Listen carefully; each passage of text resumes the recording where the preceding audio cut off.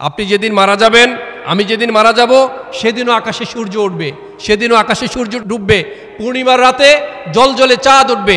আপনি যেদিন মারা যাবেন কেউ কাঁদবে না। এমন না যে আপনার জন্য এক সপ্তাহ রাস্তাঘাট অলিগলি সব বন্ধ হয়ে যাবে, সিএনজি অটোরিকশা বন্ধ হয়ে যাবে। না ভাই, ব্যবসায়ী যারা তারা তাদের দোকান খুলবে।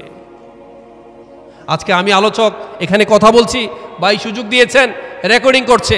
আমি যদি মরে যাই, আমার কি রেকর্ডিংয়ের জন্য তারা সব বন্ধ করে দিবে? না, এটা হচ্ছে বাস্তবতা।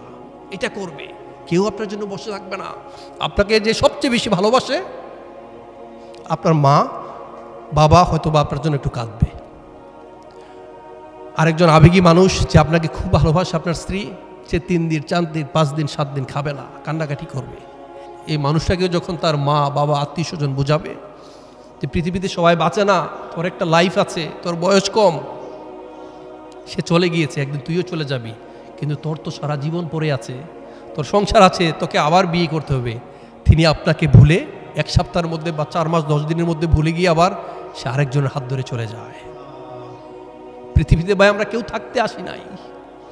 আপনি আপনার পদচিহ্ন রেখে যাচ্ছেন, এটা ধরেই আপনার বিচার করা হবে।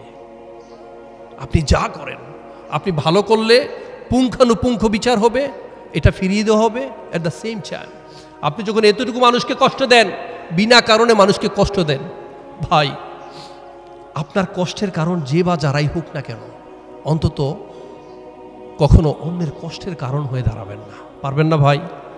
পারবেন কি না?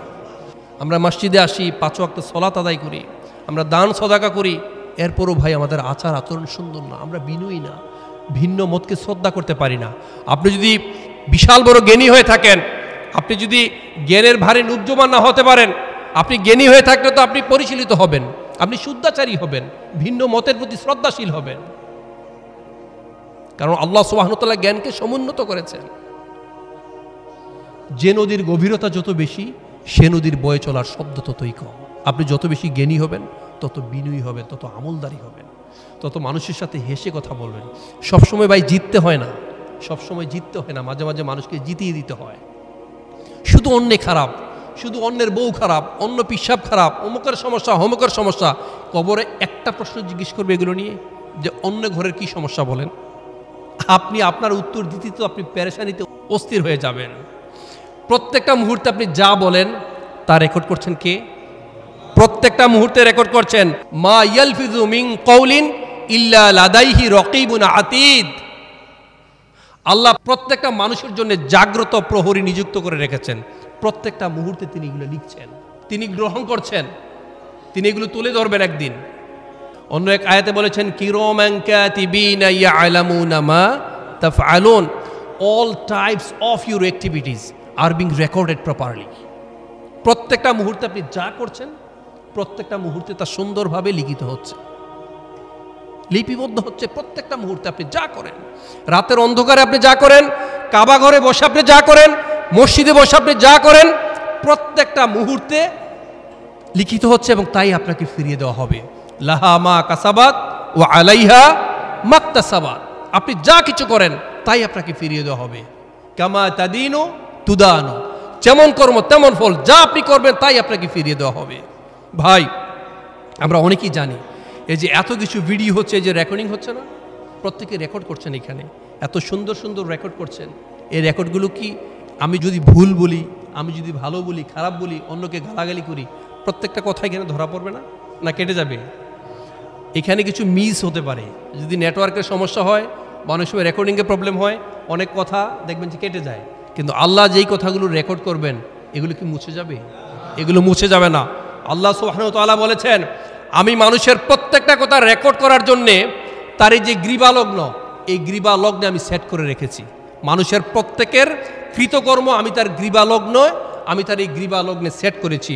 ওয়া কুল্লা ইনসানিন আলজামনাহু তাইরাহু ফি উনুকি। এই অনুকুন, এই অনুকুন শব্দের অর্থ কি জানেন?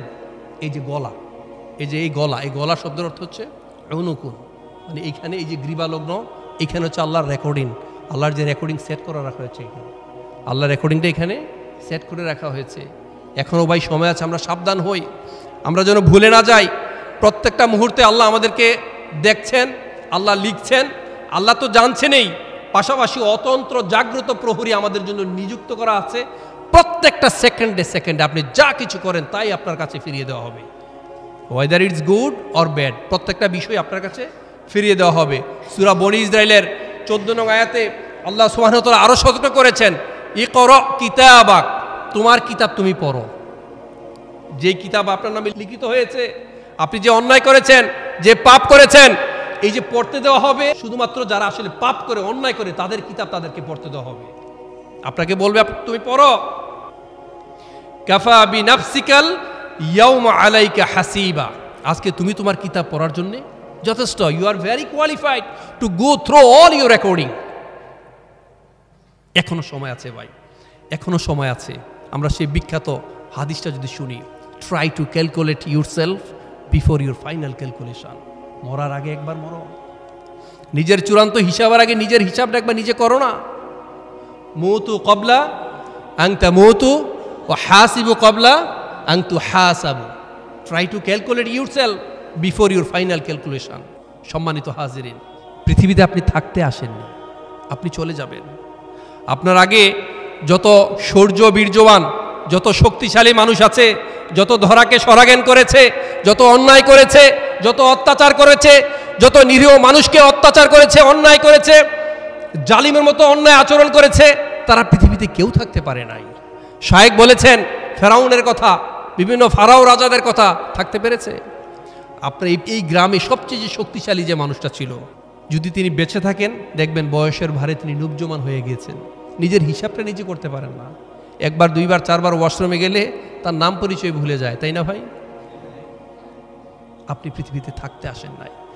মনে রাখবেন, এই পৃথিবীতে যদি আপনার উপর কেউ অন্যায় করে, অন্যায় আচরণ করে, আপনি দুর্বল, কোনো কারণে যদি আপনি তাকে মাফ করে দিতে পারেন, যে ঠিক আছে আমি আল্লাহর উপর ছেড়ে দিলাম, আপনার যথেষ্ট শক্তি সামর্থ্য থাকা সত্ত্বেও যখন আপনি ছেড়ে দিবেন, আপনি যখন কাউকে ক্ষমা করে দিবেন,